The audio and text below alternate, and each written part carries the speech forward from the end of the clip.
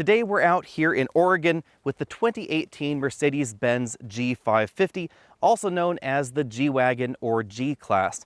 The G Wagon is, I think, one of the most interesting Mercedes models sold in the United States. Part of that has to do with its rugged off-road ability, of course, because this is the go-anywhere Mercedes. Part of it is because it is also fantastically expensive, and a lot of it has to do with the history of the G Wagon, because this is one of the oldest Mercedes models in continuous production. It started in 1979. The King of Iran wanted a military vehicle. The King of Iran had a minor interest in Mercedes-Benz, so they were willing to do what he wanted, and they designed the original G Wagon. In 1990, they refreshed the G Wagon, and since then they have been making basically the same vehicle with just minor tweaks. The off-road ability of the G550 is caused by a number of different things. First off, this is still a body-on-frame SUV, and interestingly enough, there are actually fairly few body-on-frame vehicles left in the world. A lot of crossovers have gone to unibody designs, including things like the Range Rover or the Grand Cherokee. In addition to that, there's the origin of the G Wagon as a military vehicle. Obviously, this was designed to be very rugged for military applications, and since this is basically that same military vehicle, all of that has gone into even this 2018 G550. Then, of course, there's the price tag of the G Wagon. It is fairly expensive, so they can afford to put a lot of the latest gadgets and gizmos in the vehicle. For instance, you can actually buy this with portal axles. If you don't know what those are, you can Google those. That's basically where they have a gearbox that is connected to the axle coming out of the vehicle, and that translates to a wheel hub that is lower to give you even more clearance without any of the normal suspension compromises that we find in other vehicles out there.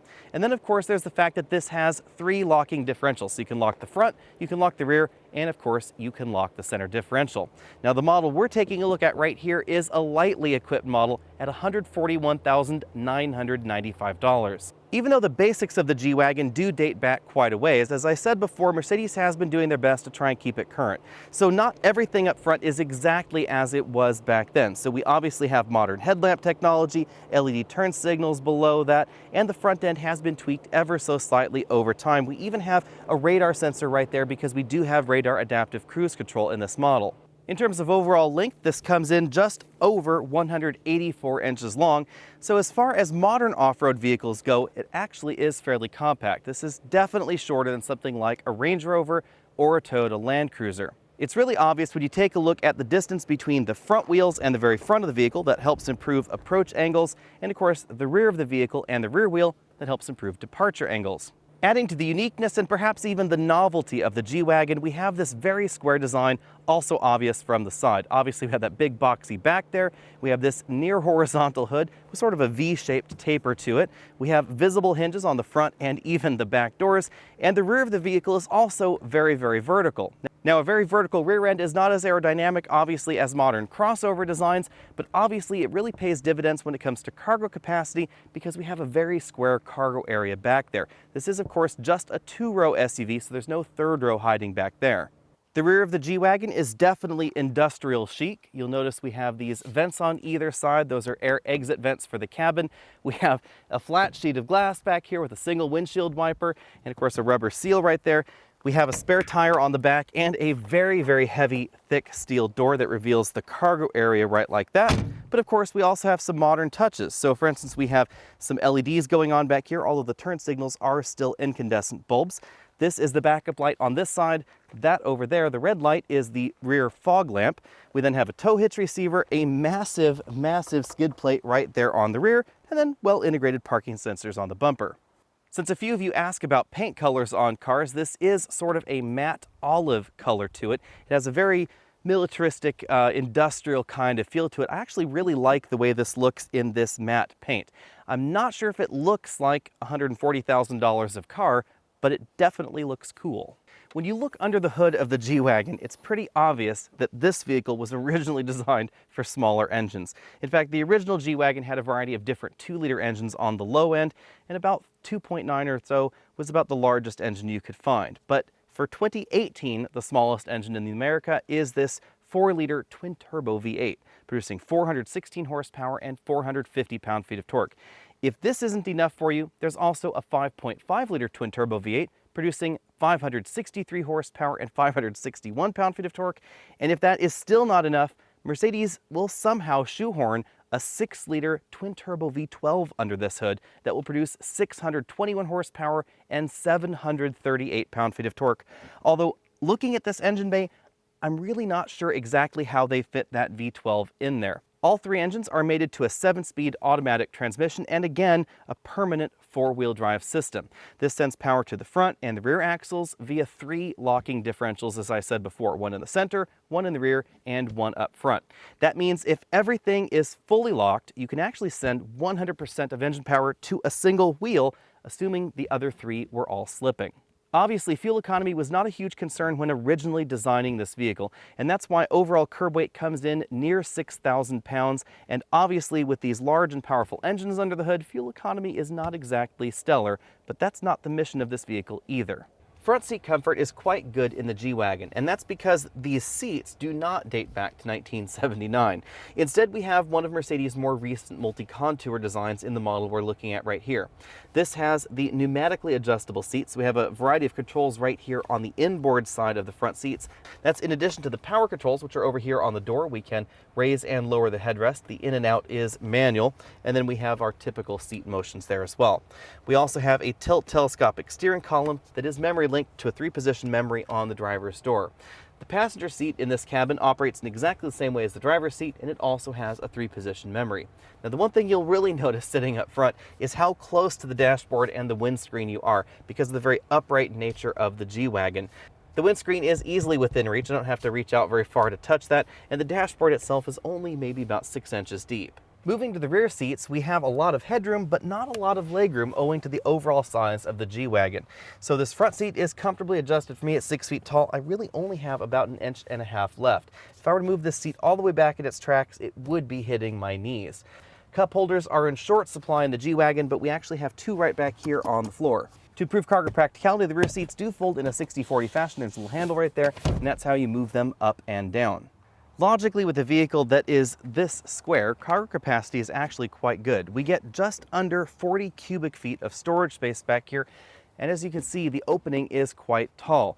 Now, it's not terribly wide, so you would have problems fitting 4-foot wide items back here, for instance, but there is a decent amount of room. Now, the wheel wells do stick out a little bit, and they take up some of that room, but otherwise, it's quite easy to fit a wide variety of luggage in the back. There's even a very small, and I might say actually somewhat cheesy, cargo cover right back here, and it docks in kind of an unusual fashion. There are 2 individual clips, 1 on each side. When it comes to our exclusive trunk comfort index, I have to give this 8 out of 10 points. It is finished fairly well, but some of these interior parts definitely feel behind the times. Although it is interesting that even the cargo area in the rear receives a little bit of pleated leather on the door.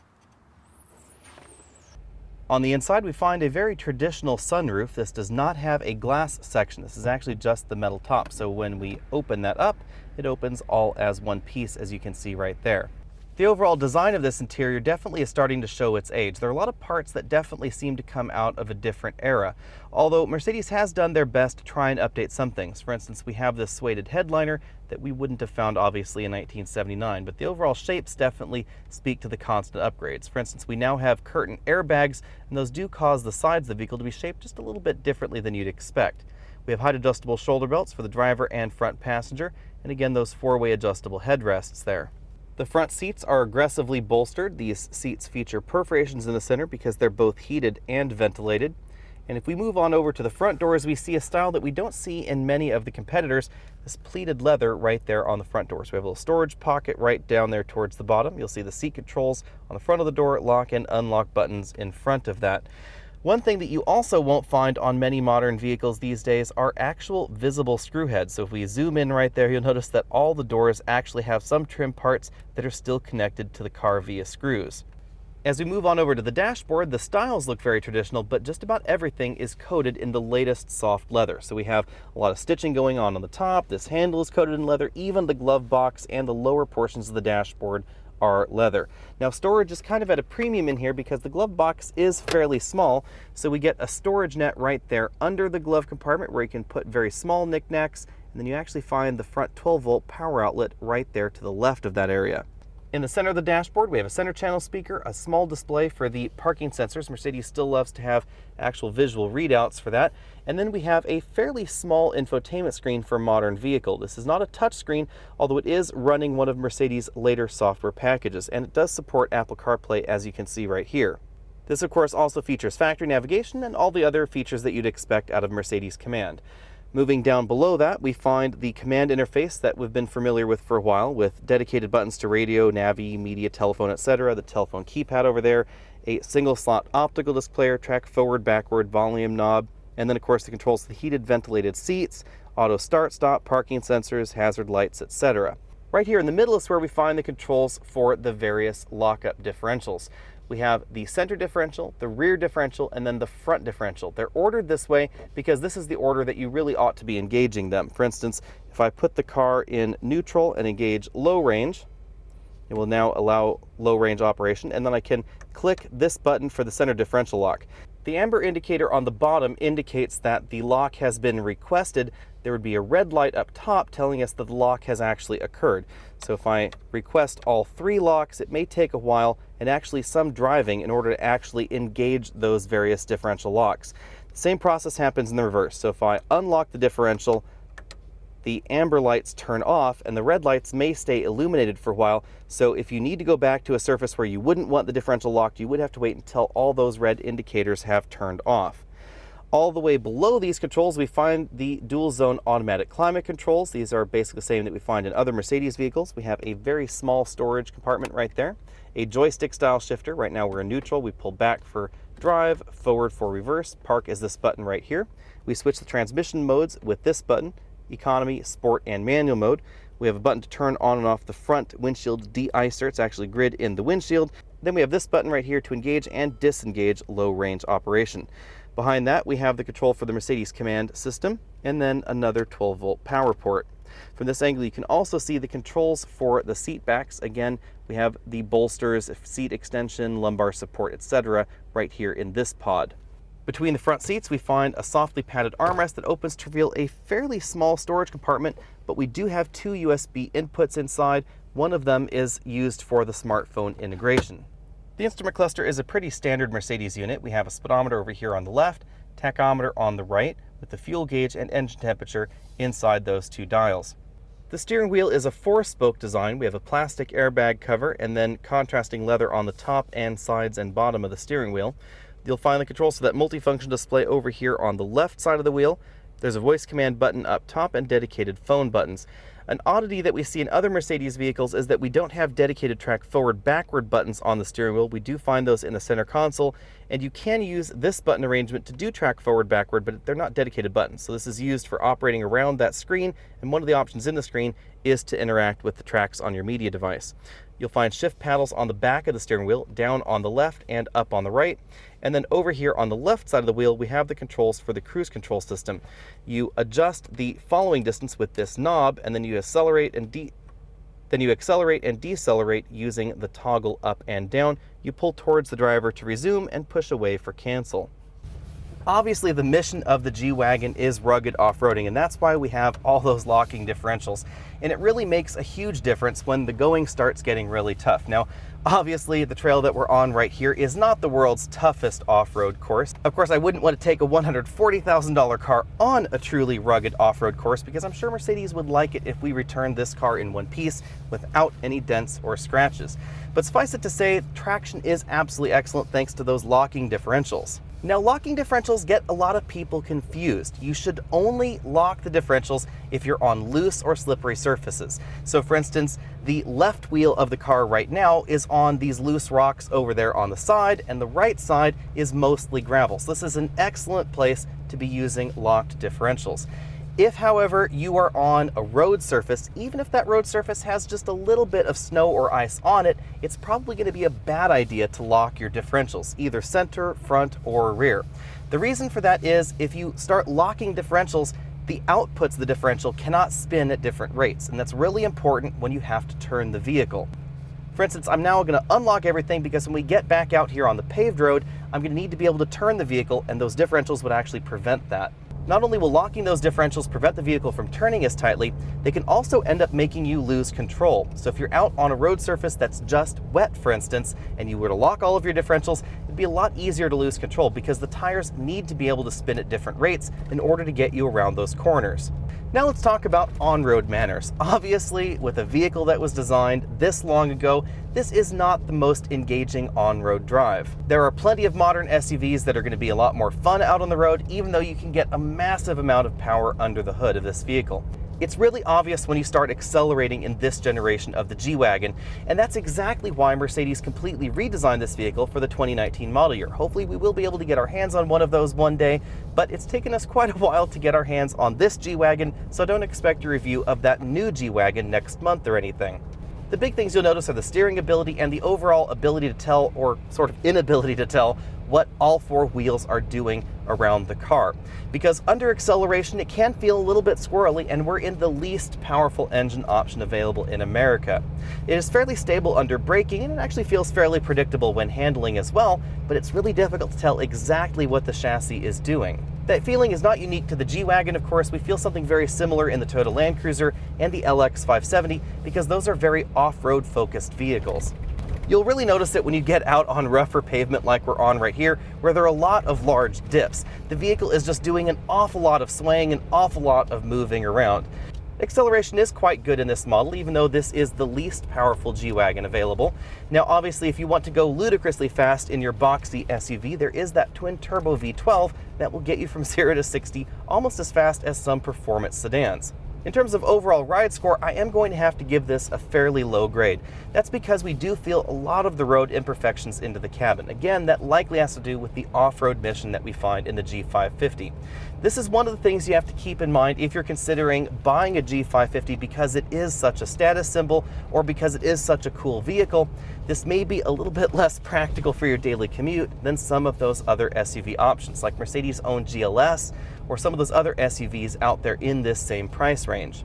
An interesting bit of trivia is that the Mercedes-Benz GLS was actually originally designed to replace the G Wagon.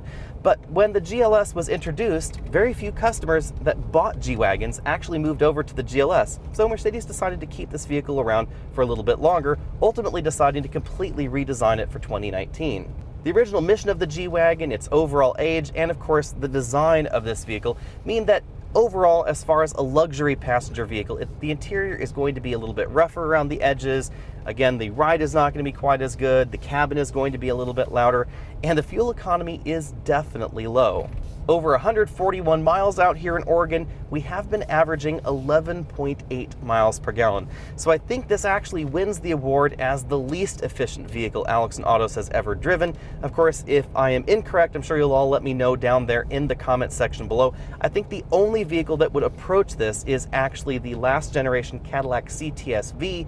It did end up right there around 10 or 11 miles per gallon, but that mainly had to do with the way that we were driving it. And we've actually been driving this fairly sedately because, again, the handling is not exactly engaging in the G Wagon. It handles relatively well, even compared to modern SUVs, but it is difficult to tell exactly what's going on with the wheels around the vehicle. Ultimately, comparisons with the G Wagon are going to be flawed because this really exists in a category of one. We have vehicles out there like the Land Rover Range Rover, the LX570, the Mercedes-Benz GLS, the Audi Q7, etc. And even the more on-road focused of those vehicles, like the Land Cruiser, the LX570, and the Range Rover, are just not as off-road capable as a G Wagon. They're not as durably built. They're not designed with this kind of heavy-duty abuse in mind. And in general terms, it's a little bit unusual to find front, center, and rear locking differentials. Now, you will find them in off-road focused pickup trucks, for instance, but we actually don't even find them in something like the Jeep Grand Cherokee anymore.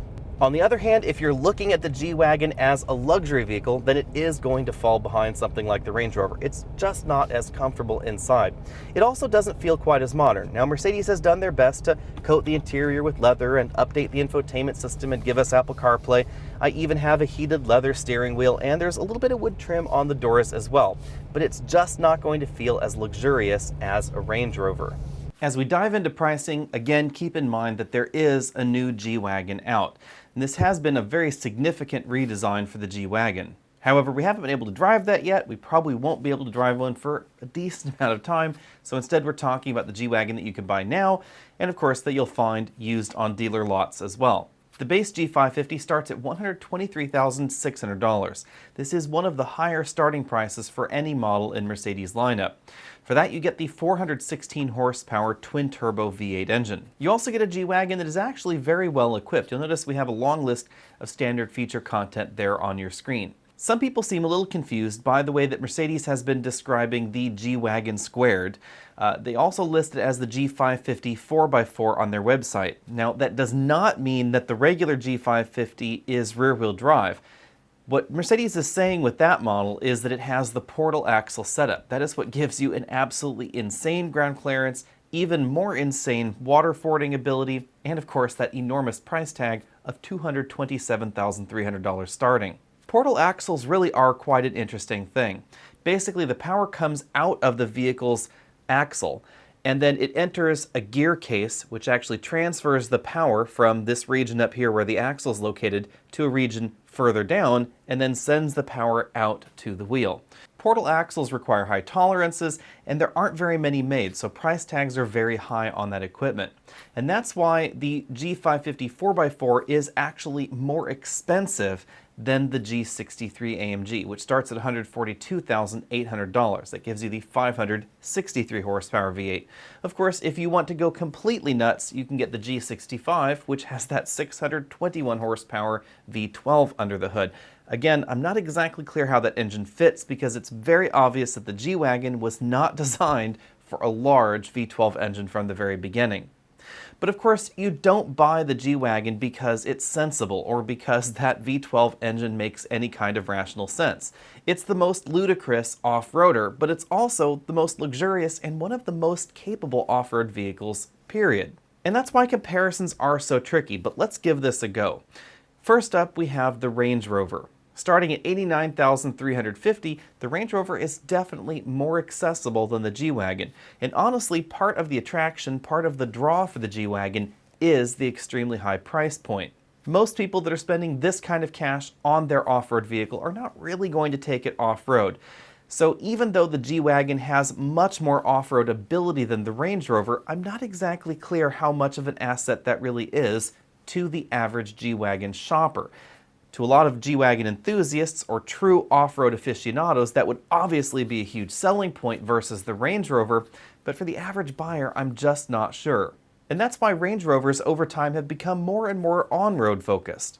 So even though you can get a Range Rover now with a locking center differential and a locking rear differential, you won't find one with the same level of clearance, water fording ability, etc., or portal axles like we find in the G550. The overall construction of the vehicle is just not as durable either. The Range Rover is all aluminum, so it's going to be lighter, and it's going to give you better on-road driving dynamics. We have that air suspension system, which is going to give you excellent approach, departure, and breakover angles, as well as good ground clearance, but overall things just aren't going to be as durable as what we see in the G-Wagon. Now, you can get your Range Rover just about as expensive as a G-Wagon if you want to. So you can get the Autobiography, which at $141,995 is definitely within the range of the G-Wagon, or you could get a long wheelbase SV Autobiography for $210,000. But even if you do, it's not quite the same thing because the Range Rover is still not quite as exclusive. Since it starts at $89,000, you will see some of those models running around, but if you're riding around in a G550, you know that the G550 next to you at the stoplight, if you somehow happen upon one, still cost $123,000 to start. I would argue that the only other real competitor to the G-Wagon is the Mercedes-Benz GLS, because the GLS is right there in the dealer next to the G-Wagon. The G-Wagon's awfully cool, but the GLS is quite simply the more practical SUV for 99% of us. It's also obviously the discount choice. It starts at $69,550 for the G450. It's not as off-road capable, it won't help overthrow a Middle Eastern dictatorship, but for most people, it's just simply a better vehicle. It has 3 rows, more comfortable seats, it handles better, goes faster, is more efficient, has much more modern gadgets, and a much more comfortable interior. But it's no G-Wagon. And that means that at the end of the day, I come up with a big question mark, because the G-Wagon doesn't really sell on any of the usual creature comforts that we use to describe most car comparisons. It doesn't sell in its comfort, it doesn't sell in its electronic gadgets or gizmos or amenities. It really does sell on its absolute premium off-roadiness.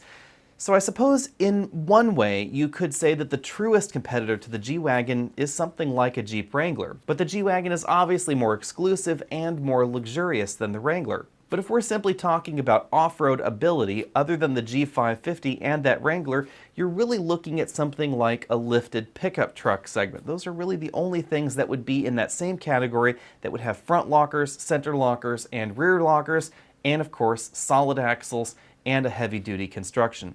Be sure and let me know what you think about that down there in the comment section below. Give this video a thumbs up if you like it. Be sure and head over to facebook.com so you can see what we're driving this week. And as always, you can head over to patreon.com if you want to support this channel. I'll see you next week.